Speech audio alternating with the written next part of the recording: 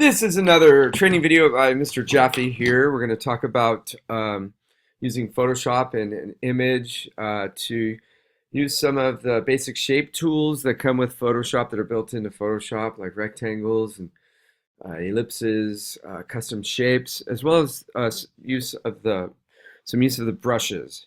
And just to kind of doctor up or customize a photo the way you might want to do it, we're going to use Photo Booth to create the image, so you have a picture to mess around with, and then we'll bring that into Photoshop and review some of the drawing tools and then have at it with the image. So to get started, we need to open up Adobe. No, I'm sorry. Open up Photo Booth. So it should be on your quick start bar here. If it's not, then go to the Launchpad and find it here on the first page and drag it to the quick start bar so you can use it easily in the future, because we will use this again. Okay? Otherwise, go ahead and click on it. And we're going to open it up here. Yes, hello. This is how I look at home. Yes, okay. But anyway, let's go ahead and take a picture, which I already did. I want to use this one, okay? Remember, though, that you can go to these effects and play around with the different ones and use the different... Oh, don't use that. We'll do something with Photoshop, all right? So don't use that effect, but I use some of the other ones, will be fine. Okay, so take your picture.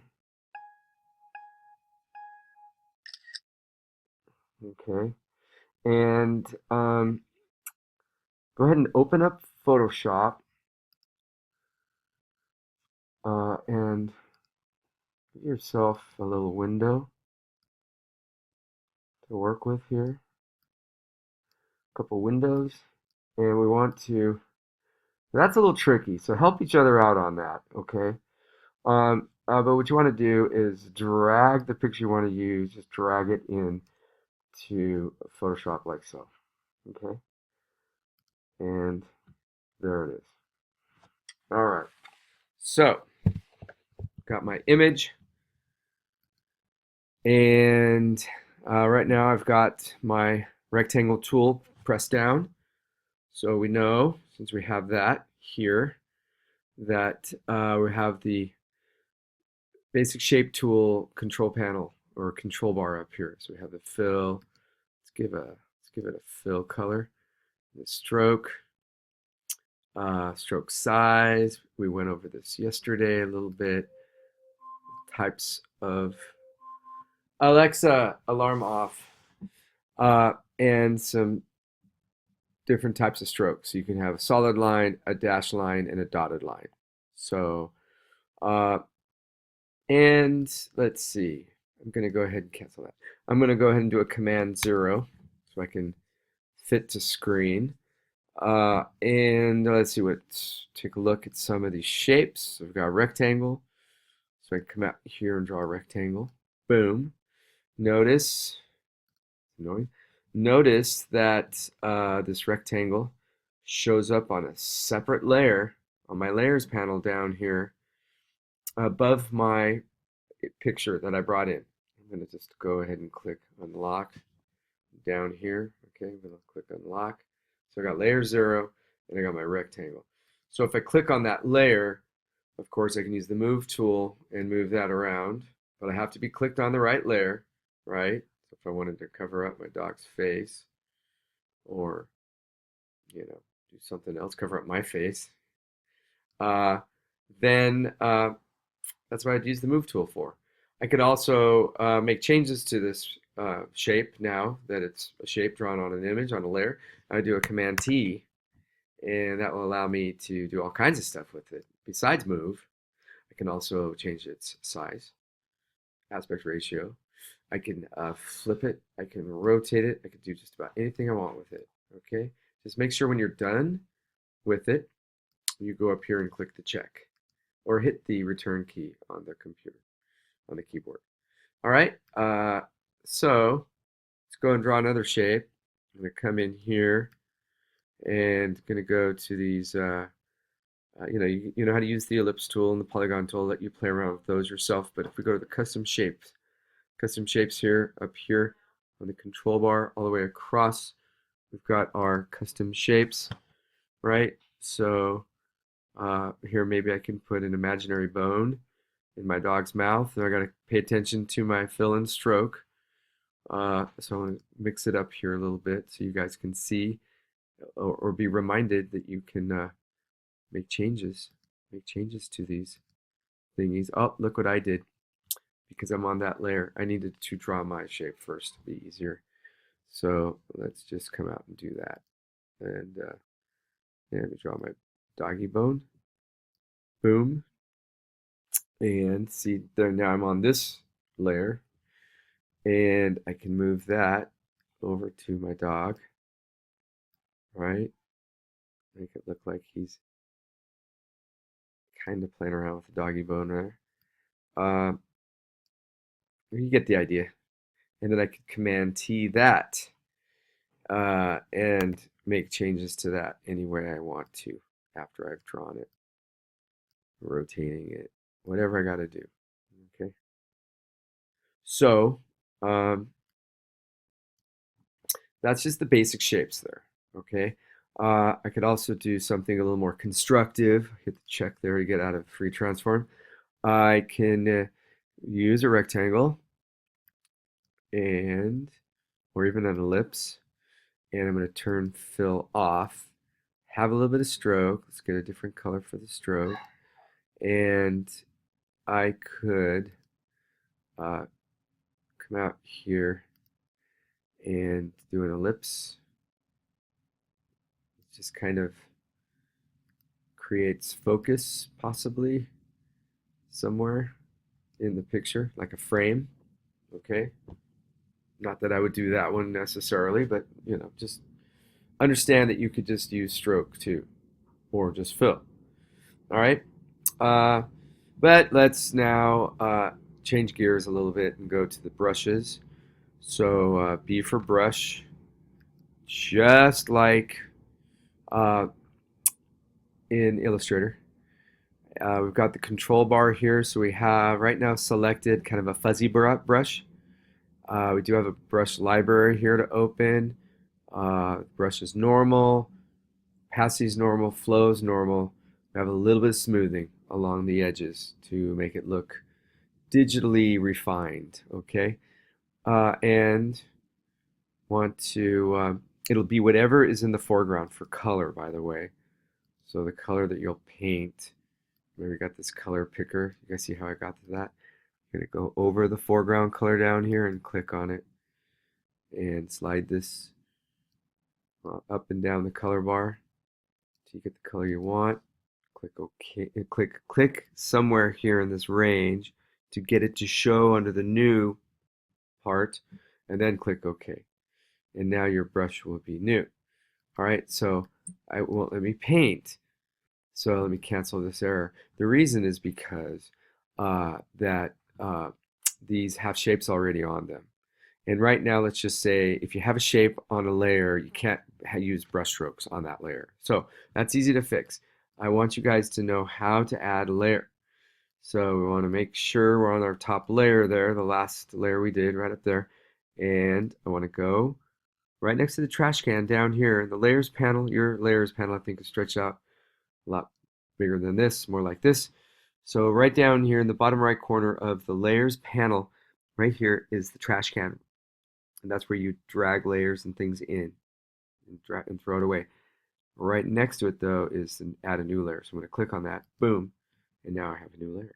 See right there. Now on that one, now it's going to let me paint. Now it's going to let me paint. And this particular brush goes on kind of like a spray can. So for the heck of it, I'm going to take a look and see what I got here in my little drop down menu. But you guys are going to have a more basic default set of list of brushes because I've used mine for so many times. I'm going to go here though to the brush settings panel, and this shows the current brush I've got, and I'm going to click on brushes, And now you can see there's a lot of brushes that we can make use of. So I'm going to scroll all the way up here, and here's a hard round brush. So that one is going to look more like you'd expect. Guess what though? Those bracket keys on the keyboard just to the right of the letter P, the one right to the right of P will make it smaller. The one to the right of that, so 2 to the right of P, will make it bigger, right? And it looks like I'm painting on top of these other layers as well, these other shapes, but it's actually I'm painting on top of them because I'm on the top layer. You see that? If I can drag this layer down, well, let's just think about that for a second. As I'm painting on separate layers, and from the top, you're on the top layer is the highest layer that you could see looking into this image. So you see every layer that's in view. Collapse this. We have also got some other pretty cool brushes. So you've got to open up some of these categories that you're going to find. So we got general brushes, these dry media brushes, we got the wet brushes, and the special effects brushes are the cool ones that we should take a look at here. And of course the legacy brushes here. It's actually the legacy brushes that I want to focus on. So let me open up legacy brushes. You could just get all your brushes from here. Here's a soft round, so it looks like a softer edge. Show you that edge here. See that edge? And let's see. Let me just scroll down and get to some of the fun stuff. I'll let you. You should just play around with this too. All these different. Oh my God, there's so many. So many layers. The ones on the bottom, of course, that I want. Oh, I think I want. What happened to my fun? Here it is, butterflies. Find the butterflies. That's your quest. Find these cool butterflies. Okay? Find these butterflies because they're really, really cool. And now, I mean, come on. At this point, we just want to fill the whole picture full of butterflies, right? That's what I want to do. At least the shirt, right? Just surround my dog and I with butterflies. Okay, so anyways, those are some brushes.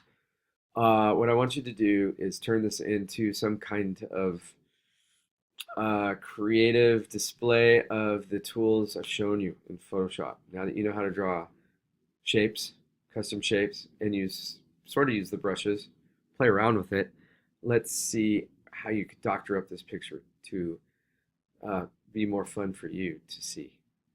You know what I mean?